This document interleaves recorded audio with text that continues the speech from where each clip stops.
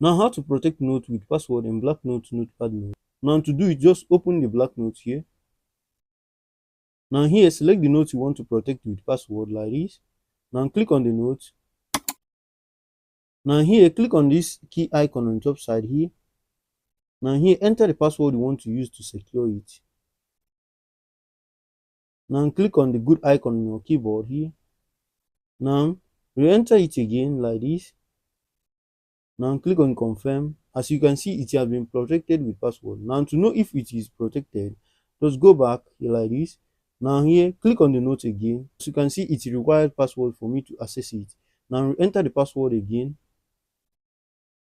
As you can see, it have opened. That's how to do it. If you found this video helpful, give us a thumbs up, like, subscribe, and click on the bell icon for more helpful tech tutorial. And if you have any question, leave it at the comment section. I will do so to reply you. Now, watch the video on the screen about to access the playlist and know everything about BlackNote Notepad Note. Also, you can find it in the description section. Now, see you on the next video. Peace.